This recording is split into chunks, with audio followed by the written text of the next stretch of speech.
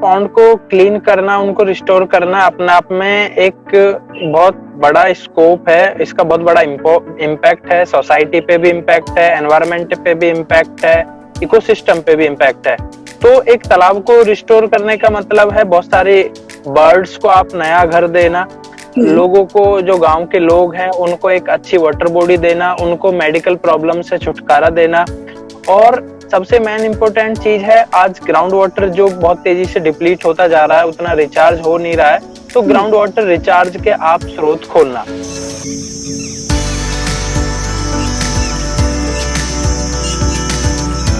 Water body के आसपास देखा गया है कि वो पॉजिटिव माहौल होता है, पॉजिटिव एनर्जी होती है एक वाटर बॉडी के आसपास। और उसी का आप देखेंगे, आप बड़ी बड़ी यूनिवर्सिटियां जो बहुत पहले से बनी है देश में, आप चाहे तक्षशिला यूनिवर्सिटी देख लीजिए, आप नालंदा यूनिवर्सिटी देख लीजिए, आप जीबीयू देख लीजिए, आप कोई से आईआईटी उठा के देख लीजिए, सब में वाटर बॉडी को बहुत इंपोर्टेंस दी गई है। आप कोई भी हमारे आध्यात्मिक प्लेस देख लीजिए, आप जामा मस्जिद देख लीजिए, आप स्वर्ण मंदिर ये अमृतसर में देख लीजिए, आप साउथ इंडिया का कोई सा भी मंदिर देख लीजिए, आप कहीं पे भी देख लीजिए, वाटर बॉडी हर जगह जरूरी है। जैसे 11 तालाब जेवर ब्लॉक में है, तालाब सदर में है, दादरी में है, तो एक तो चीज है कि लोगों में ट्रस्ट डेवलप करना, ये बहुत बड़ा चैलेंज है। दूसरा फाइनेंशियल चैलेंज, क्योंकि आप कोई भी काम कर रहे हैं तो एक हद तक ही आप उसको एज ए वॉलेंटियर आगे ले जा सकते हैं, लोगों को आप उसमें इन्वॉल्व कर सकते हैं, लेकिन एक टाइम के बाद अगर आपको अच्छा चेंज करना है तो आपको फाइनेंशियल हेल्प की जरूरत पड़ेगी। आपकी अपनी भी लाइफ है, अपने भी खर्चे हैं, दूसरा मशीनरी है वो बहुत कॉस्टली होती है, मैन पावर जो लग रही है वो भी उनको भी पे करना होता है। तो एक चैलेंज ये था कि स्टार्टिंग में तो हमारे पास उतना फाइनेंशियल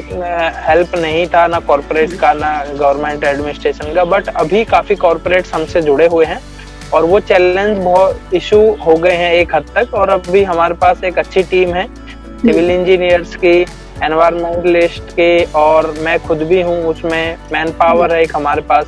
तीसरा सबसे बड़ा चैलेंज है गवर्नमेंट से एनओसी लेना,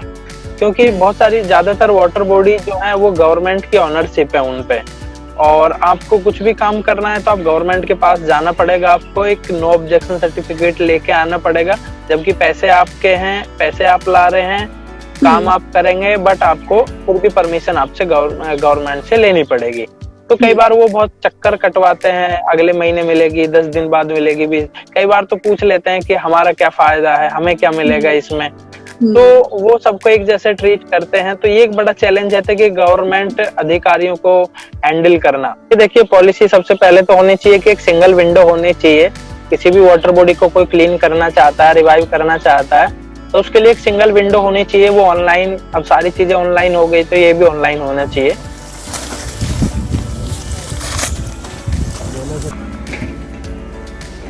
हमको ये अपनी गलतियों से एक सीख भी मिली कि आप वाटर बॉडी को रिवाइव करने का कोई फायदा नहीं है जब तक वो एक सस्टेनेबल प्रोजेक्ट ना बन सके, वो तब तक एक सस्टेनेबल ना बन सके। तो हमने फिर ऐसे लोगों से संपर्क किया जो उसमें लोटस फार्मिंग या फिश फार्मिंग कर सकते हैं, क्योंकि जब किसी का वाटर बॉडी से रेवेन्यू जनरेट होगा तो एक पार्ट उसका वो उस पर खर्च करने के लिए तैयार होगा, क्योंकि आपको लाइफ टाइम के लिए कोई फंडिंग नहीं देगा।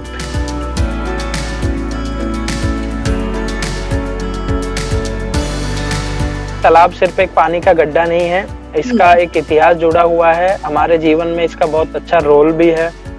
दूसरा, जिस तरह से हमारे बुजुर्गों ने हमारे लिए एक विरासत के रूप में छोड़े गए थे, क्योंकि तालाब